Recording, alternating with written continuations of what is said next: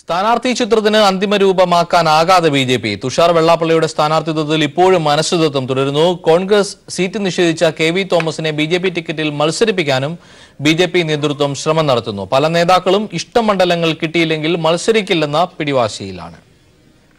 നിരവധി വിഷയങ്ങളിൽ തട്ടിയിടുകയാണ് സ്ഥാനാർത്ഥി നിർണയം. തുഷാർ വെള്ളാപ്പള്ളി തൃശൂരിൽ മത്സരിക്കുമോ എന്ന് ഇപ്പോഴും വ്യക്തമാക്കിയിട്ടില്ല. ബിജെപി നേതാക്കളുമായുള്ള കൂടിക്കാഴ്ചയിൽ അന്തിമ തീരുമാനമുണ്ടാകും. കെ സുരേന്ദ്രന്റെ തൃശൂരിലെ സ്ഥാനാർത്ഥിത്വം തുഷാർ മത്സരിക്കുന്നതിനെ ആശ്രയിച്ചിരിക്കും. എന്നാൽ പത്തനംതിട്ട കിട്ടണമെന്നാണ് സുരേന്ദ്രന്റെ ആവശ്യം.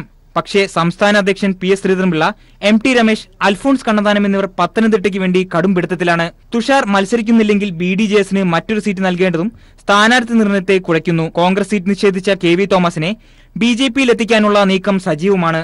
ബി.ജെ.പി കേന്ദ്ര നേതാക്കൾ കെ.വി. തോമസിന്റെ മനസ്സറിയാൻ ശ്രമം തുടങ്ങി. കെ.വി. തോമസ് സന്നദ്ധത അറിയിച്ചാൽ എറണാകുളത്ത് മത്സരിപ്പിക്കും. ചർച്ചയ്ക്ക് തയ്യാറെന്ന് സംസ്ഥാന അധ്യക്ഷൻ പി.എസ്. ശ്രീധരൻപിള്ള വ്യക്തമാക്കിയിട്ടുണ്ട്. കോൺഗ്രസിന്റെ അകത്തളങ്ങളിൽ പൂർണ്ണമായ ജീർണതയാണ് ഓരോ നിമിഷവും വെളിവായിക്കൊണ്ടിരിക്കുന്നത്. കെ.വി. തോമസിൻ്റെ ഒട്ടാകെ അറിയപ്പെടുന്ന മന്ത്രി എന്ന നിലയിലും പി.എസ്.സി ചെയർമാൻ എന്ന നിലയിലും എല്ലാം അറിയപ്പെടുന്നയാളാണ്. എല്ലാ രാഷ്ട്രീയക്കാർക്കും അറിയാം. കോൺഗ്രസിലെ ഓരോ ചലനങ്ങളും സശ്രദ്ധം ബി.ജെ.പി വീക്ഷിച്ചു വരികയാണ്. കെ.വി. തോമസിൻ്റെ കാര്യത്തിലും നടക്കുന്ന കാര്യങ്ങളെ സംബന്ധിച്ചിടത്തോളം ബി.ജെ.പി ദേശീയ നേതൃത്വവും സംസ്ഥാന നേതൃത്വവുമെല്ലാം അത് ഞങ്ങൾ വീക്ഷിച്ചു വരികയാണ്, സശ്രദ്ധം വീക്ഷിച്ചു വരികയാണ്.